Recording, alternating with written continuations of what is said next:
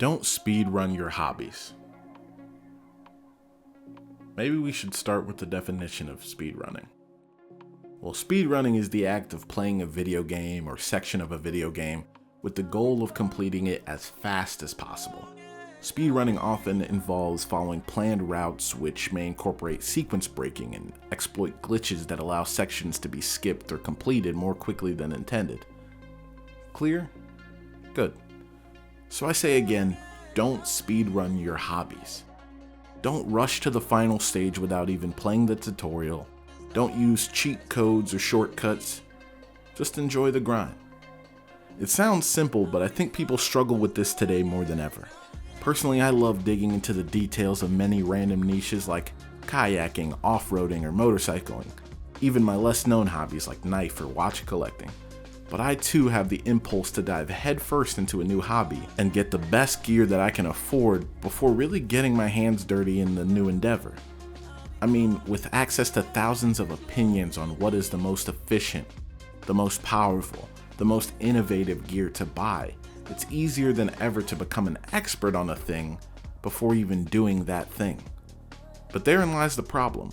The gear isn't the thing, and owning the best gear doesn't make you an expert.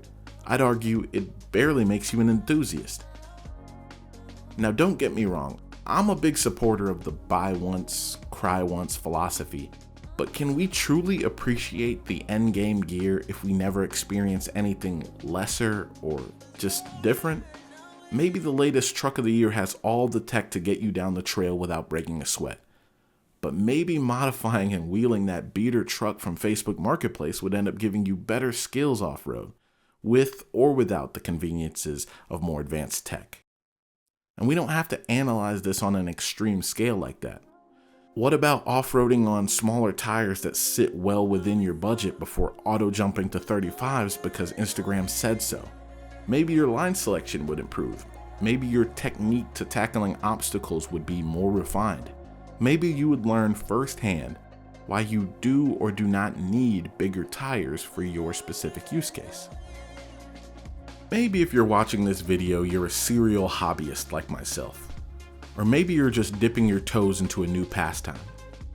Regardless, my advice to you, and retrospectively myself, is the same. It is to not shy away from being a novice, or from owning or using something that is seen as lesser. Often the gear we use as a novice in a hobby helps us not only appreciate the better stuff, but actually understand how the premium gear could meet our specific needs. For example, in the knife world, I am still just scratching the surface, pun definitely intended. But exploring the low to mid tiers of the knife world has helped me focus in on what I typically like out of a knife. The materials, the blade profiles, deployment methods. I may use YouTube as a starting point when researching my purchase, but because these knives are affordable, I don't have to have a one and done mentality. I have the flexibility to try out a wacky knife for myself without worrying that I'll be stuck with a $500 knife that doesn't suit my needs months down the road, just because it was my favorite YouTuber's top pick of the year. Take this petrified fish flavorist, for example. Nice khaki micarta scales, a nice D2-esque blade steel, good jimping on the blade for a nice front flick, but you have this cheap, wiggly feeling pocket clip, the front flip action,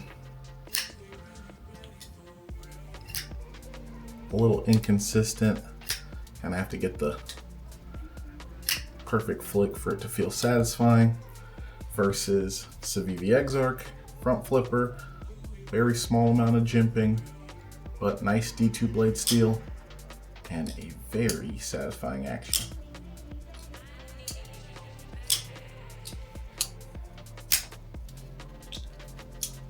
And even with a less ergonomic gentleman style knife, you just get a really nice action that feels very good to deploy. I was really excited for this budget front flipper with nicer materials that a lot of YouTubers said really punched above its weight. but when I got it in hand, I was surprised that the ergonomics of the front flipper tab were significantly inferior to that of my Civivi Exarch, a discontinued gentleman folder knife that most YouTubers moved on from long ago. But personally analyzing the differences of their designs allowed me to decipher what I actually like in a front flipper style knife. It also highlights that the flavor of the day can definitely benefit from recency bias. The point is to learn from the early experiences, so when I am ready to step into a $500 knife, I can find one that speaks to my needs and preferences, not just the one with the best marketing budget. The same is true for watches, the same is true for sports cars and pickup trucks. Heck, the same is true for fishing rods and kayaks. Again, I don't mean for this advice to be applied with a broad brush.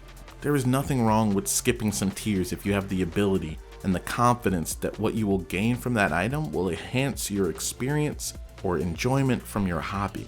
But you also shouldn't feel pressure to skip those beginner tier items just because you want to be perceived as being in the know or having more time in the hobby than the next guy. It's akin to book smarts versus street smarts. I think most of us strive to achieve a balance there. It can be easy to research and come to a conclusion on what the best of something is, but it is often difficult to gain enough experience and know-how to draw that conclusion on your own.